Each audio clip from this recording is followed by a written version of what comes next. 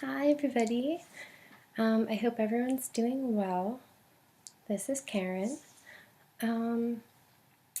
This is going to be a short question and answer video because I'm very happy to announce that we've actually gotten quite a few questions on our Tumblr lately, and from a couple of people that we've been talking to, specifically two friends that we recently disclosed our diagnosis to about having DID and PTSD.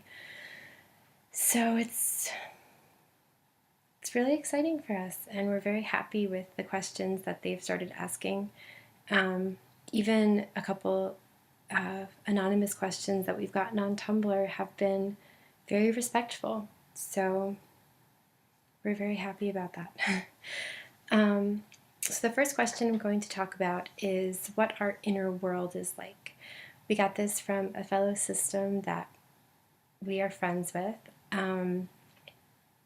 We did try and answer it, at least Anya and I did last night, and we posted a response on Tumblr, so I will post a link to that below.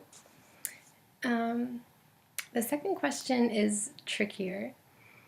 This individual wants to know about dating and how that works with me and the system.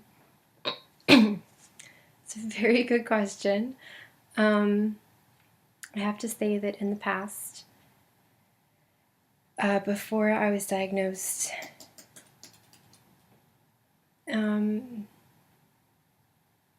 all of my issues made dating very challenging, very trying on my partner and me. It was very frustrating not knowing exactly why I reacted to things the way that I did. And looking back, hindsight is 2020, and I see that it wasn't me all of the time. And since I didn't know that, I couldn't possibly expect my partner at the time to know that and anticipate the differences between alters and moods and everything. So it must have been very, very confusing. So the question as to how dating actually works, well, I'm not currently seeing anyone, but I would imagine that if I were to take that step, I would want to be as honest as possible and very upfront right away in saying that I do struggle and live with several mental illnesses and disorders that make daily life very challenging for me, and I need that person to understand where I'm coming from and understand that it's okay to ask questions and be honest with me about where they are. I don't know if this question was just about me, the host, dating, or about alters wanting to date. I know from other systems that that has been a topic that they deal with. Luckily for me, James and Anya have not expressed an interest in dating. They are teenagers. I don't even know what I would do. Well, we would talk about it if, we needed to. Our next question is asking for tips on communication with more persecutor type alters and just increasing communication in general within a DID system. Okay, so we've had a lot of trial and error with communication. At first, well, actually, to this day, we use a communication notebook, our handy dandy notebook, to borrow a line from Blue's Clues. We've got all sorts of handwriting and good times. So we've been using this for a couple months, And if anyone is out and feeling frustrated or like they're not being heard, our go-to is the notebook. Anyone can write anything down as long as they are respectful and sign their name. So you can talk about how you're feeling, how you feel about a situation, anything. And if it's left in our lovely blue bag, then I will find it and read it the next day. And occasionally I will bring this to therapy and we'll talk about what was written and what some of the issues are that the system is dealing with. Another way that we work on communication is trying to have a period of time every night or day where anyone can come out and express themselves. So for James, this might mean getting to watch Top Gear or just getting to go on the computer and not have to worry about any of the littles coming out and looking over his shoulder and seeing what he's doing that may or may not be appropriate for a 6-year-old. For Anya, this means coming out and being able to write, either write on the computer in a Word document or write in a notebook or scraps of paper, her poetry and stories. She also likes to read if she's given the opportunity, so that's something that she'll do if she's out and not triggered. We want this to be positive time in control of the body, not just when there are negative triggers around and a lot of intense emotions going on. When Maggie comes out, she likes to fold laundry, which actually led to a bit of a family issue over the weekend because my mom and everyone else has been trained to fold the bath towels a certain way in thirds, and Maggie likes to fold them in half. So she had done laundry the other day and folded more than 3/4 of our towel supply in half. So that was a slight miscommunication, but now she knows they have to be folded in thirds. Something else that I forget where I read it from. It may have just been, I don't know, but I have created multiple playlists for everyone. So currently on my phone in my music, I have, let's see. Yes, I have a playlist for Anya. I have a playlist that's named Calming. I have one for Connor and Tommy that has a lot of Disney songs on it. One for Hannah. I have one for James. One that's just instrumental that tends to soothe Maggie a little bit. One for sleep, that's important. One for Zoe Bug. And one that's just labeled Triggered. And there's a bunch of songs on there that can really appeals to everyone on one level or another. So that's something that is always with us because my phone is always with me. And everyone, I have headphones stashed throughout all of my bags, and there's one in my room, there's a couple on my desk. So depending on where the body is, someone always has access to headphones and can always put music on. That's something that we're trying to teach the youngest members of our system to do. But Zoe knows how to do it, and she's 6, so I'm confident that the younger kiddos can learn that at some point.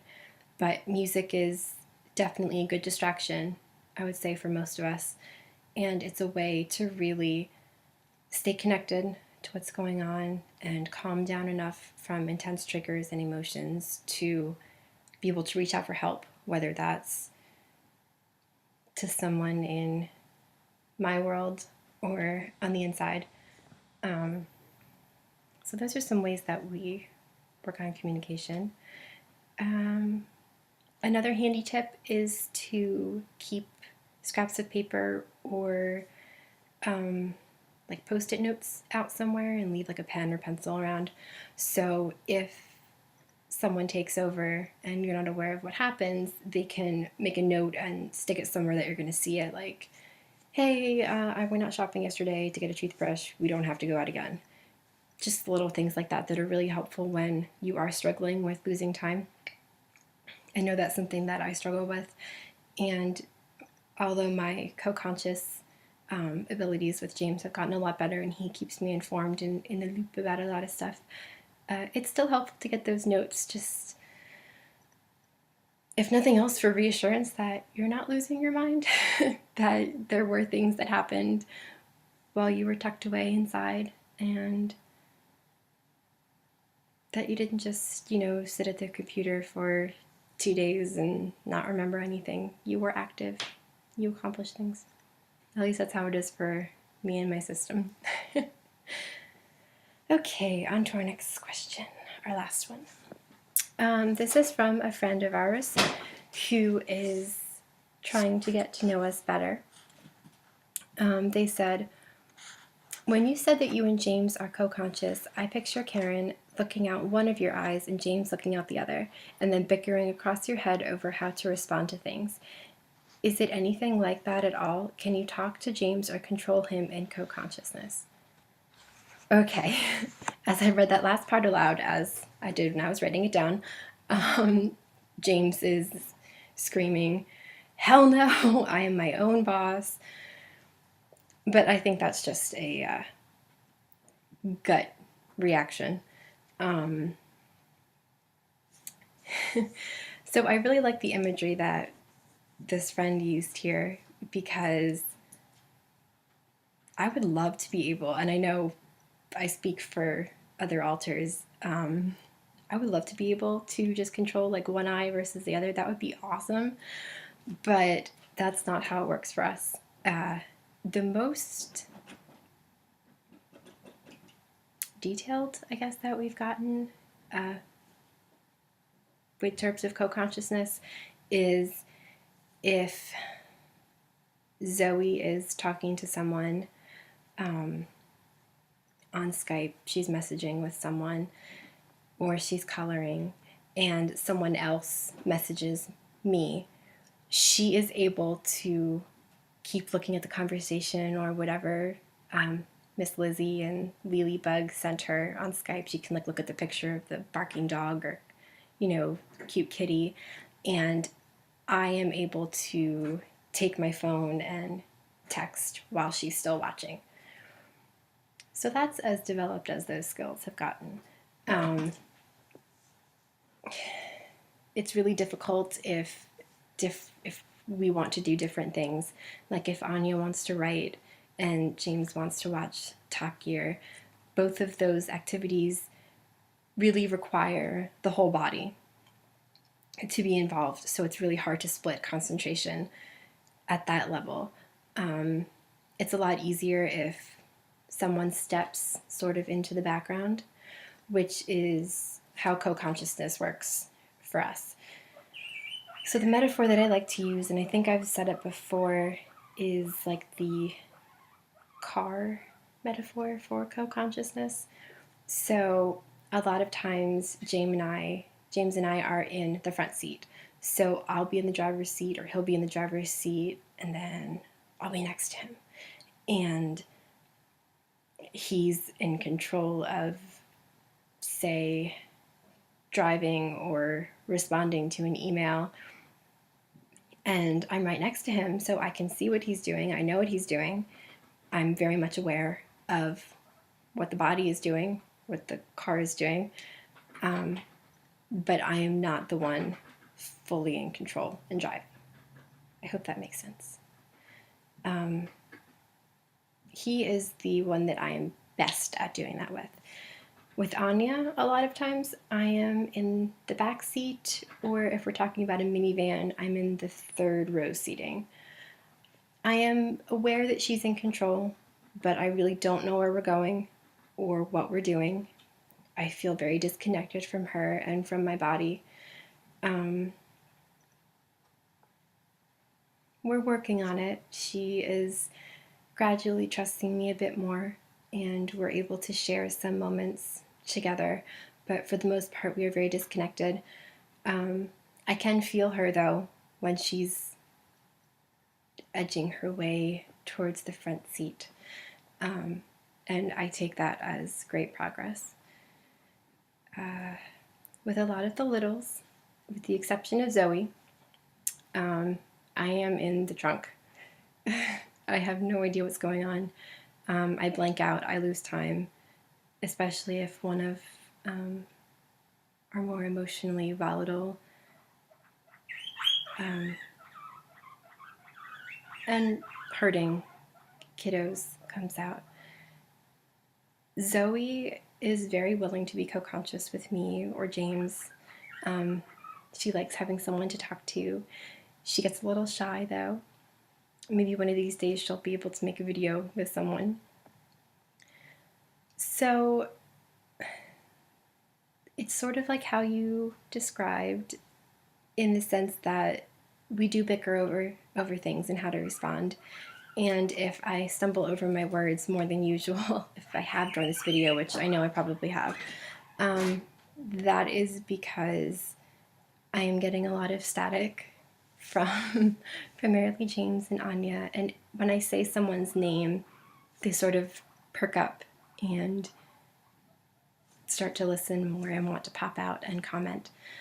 So we need to work on self-control. I hope I answered that question. I'm sorry. I'm sorry if I didn't. This is a really long video. I'm sorry. Please visit us on Tumblr and feel free to ask us anything. You can address it to anyone. I should probably draw like a system map or something so everything's a little more clear. Thank you for being patient with us. I'm sorry about the background noise. The little guinea pigs are, I think they're telling me it's snack time, so I gotta go. Thank you for watching. Bye.